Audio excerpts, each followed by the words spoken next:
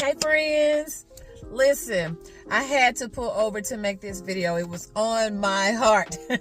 I need to talk to all of my buyers that have this champagne taste on a beer budget. I gotta look off. I can't even look at the camera because I don't even want you to think I'm talking to you. Those buyers who have champagne taste on a beer budget, I see it all the time. I too was one of those buyers. So I'm not making fun of you. I'm not laughing at you. I'm laughing with you. But this is something that we need to talk about and we need to address. So this video won't be long, but my name is Tranett. I have pulled over. You are watching Car Conversations with a Realtor, where I'm just shooting it to you real, giving you game, giving you love as it relates to buying your home in the next 12 months. So here we are. What does it mean to have champagne taste on a beer budget? It simply means you want more than what your money can buy. Of course, with anything, the more you spend, the nicer things are. So the more money you spend on a house, the nicer the house is. The more money you spend on shoes, a bag, a car, clothes, the more you spend, most times the nicer the thing is. But here is the issue and the challenge that buyers have, especially older buyers. If you've been dreaming of a particular style home all these years, let's say for decades for some of you, if you're over 40 and you have not yet purchased a home, you've been dreaming about what your home would look like for years. And so you have this idea in your mind of what it must look like. Like, you're not going to be happy if it does not have, a huge walk-in closet and walk-in shower and open kitchen with soaring ceilings and, a gourmet kitchen and a sprawling backyard with a covered patio. All those beautiful, wonderful things that you want, you've dreamt of those things for a very long time. But when you get your pre-approval letter and the lender tells you that your budget is half of that or even a third of that, you're on a beer budget. And so the disconnect makes you unhappy about shopping for a home, because what you've dreamt about, what you held in high esteem and high regards for so many years, what you've had on a pedestal, the type of home that you've had on a pedestal, when the beer budget doesn't even come close to being able to purchase what you've dreamt of, it hurts. And it's a disappointment. And then you sulk and you pout. And I'm saying this because this was Tranett sulking and pouting, because the first home that I purchased was half of the price of what I really wanted. And back then, 20 years ago, I wanted this beautiful new construction home that was $150,000. Now we're talking about 20 years from now, but that same house now is selling for maybe like $275,000. So that lets you know how values increase, meaning wealth. Real estate is a good investment. Your value increases, but that's another video. But the home was once $150,000 and I was pre-approved for $73,000. So you talk about a hit to the ego. You talk about shattered dreams. You talk about mad at God because I had prayed for this house and I wanted this house so much, and I was sure that God was going to bless me with it. But at the time, I couldn't afford it. I had just got a brand new car with a brand new car payment. Didn't know that was not the right order, but life happens and I had to get a car. And so my pre-approval amount was half of what they gave me. And I was very, very, very hurt. And I was deeply disappointed because there is a disconnect. And so I want to help you avoid these hurt feelings, because you may not get approved for the amount that you want, or you may get approved for the amount that you want, but you're not willing to make the monthly payment to get the type of home that you want. That's more of the case. People are getting pre-approved for really significant, large amounts, but when they find out how much that mortgage is going to cost per month, when you include the taxes and the insurance, and if you have an HOA fee, once you add in those required fees, you don't want to pay that per month. So you're now again faced with, what do I do? Because this is not what I want. I don't want to compromise. I don't want to settle. I don't want this neighborhood. I don't want this type of house. You want what you want, and you want it how you want it. And when you can't get that based on the finances, then you you fall out like I did. Some of you guys have acted a fool. I've had clients that they just refuse to accept that where they are with their pre-approval letter. And then they expect for the seller to come down $30,000 just so it can fall in their price range to buy the home. And that's not realistic, friend. Don't set yourself up like that. If you have been pre-approved for a certain amount, your job is to call your realtor and just take your time and find the best home that your money can buy. It may not be the forever home for you. It may be this is where you start 3 years, you get your money up, things change, whatever the case, your financial outlook looks better, interest rates may come down, and then you're able to trade up and buy the next home closer to what you've always dreamt of. So you have to start somewhere. This video is really made for people who feel like, I'm just not going to buy it all if I can't get what I want. That is not a good attitude to have. I had that same attitude, and I pouted and I whined and I tried to manipulate the situation to get more money from the lender. And one day I heard God clearly tell me, Tranett, you either take this $73,000 and you find a house, or you don't buy anything at all. And I was like, dang God, you don't have to talk to me like that. But he was serious, because here's the thing. God will bless you, but he will bless you on your level. When you look at what your friends are doing, and when you look at what your family members are doing, and you see the type of homes that they have and where they live, naturally, everybody wants nice things. So I'm not trying to downgrade that. We all want nice things. And if you work hard, you deserve to have what you want. But sometimes we get off kilter because we look at what everyone else has, and then we start to compare ourselves. You look on Facebook and you see somebody holding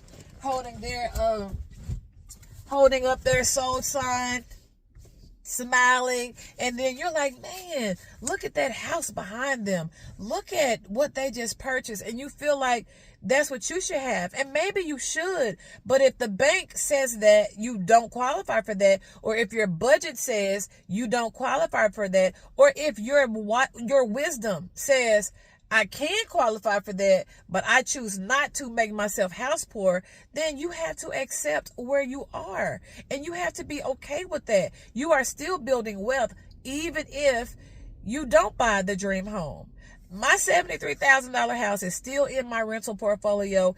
It makes money. It has made me money, and it's a beautiful investment. And it was a beautiful home for me because God knew that was my level. God knew that's what I could afford. At that time, I was making $10 per hour.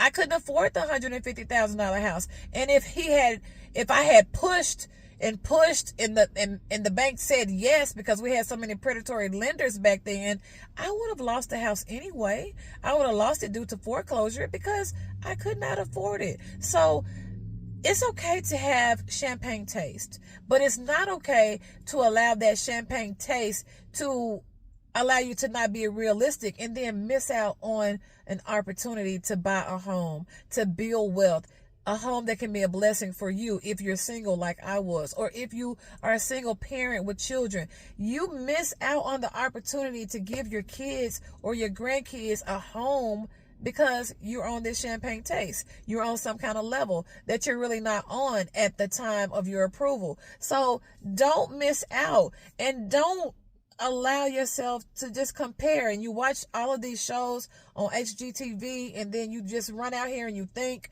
that this is how it's going to be for you. It may, but it may not. But still, buy a home. God told me clearly, Tranett, you either take this approval and you do something with it, or stop praying to me about buying a home. I know what's best for you. I know what you can afford, and I want you to enjoy the home and not be stressed out. So take the beer budget. If you happen to get a beer budget, Take the beer budget, and I want you to be proud of it, and I want you to be diligent, and I want you to look for a great home. And just know you can always upgrade a home. You can always install granite countertops. You can always install hardwood floors. You can always hang chandeliers, and you can always update a bathroom. You can make any home spectacular to fit your taste and still be within your budget. Okay, so just shift your focus, shift your perspective, get in front of a home with the soul sign in 2025. I want to see you become a homeowner, whether you're on champagne or you're on beer. Buy a house, okay? That's really what I want you to know, and what I really want you to say. What I really want to say to you, and to when you talk to your lender, you get your pre-approval amount. Find out from the lender, how much is that going to cost me? Don't just take that pre-approval letter and then just shoot out and hit the streets, and you have no realistic knowledge of what that's going to cost you. I got a call on yesterday from a client that I'm getting ready to work with, and they were pre-approved for $500,000, for $500,000, and that's a great approval amount. And in my state, that would buy a spectacular home. But then when I asked them how much are they comfortable paying per month, the answer was $1,300.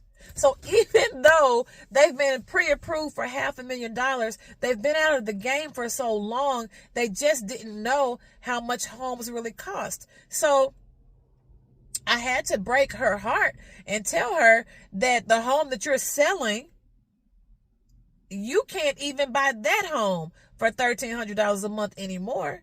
The home that you live in now is going to cost you more than what you're willing to pay if all you're willing to pay is $1,300. So see, you can get your wires crossed and not have a realistic expectation. Yes, $500,000 is certainly champagne in my state. That's certainly top shelf in my state. However, if you only want to pay a third or a fourth of what that mortgage really costs, which is really like $4,000 per month or better, $4,000 per month, you can see $1,300 is totally unrealistic.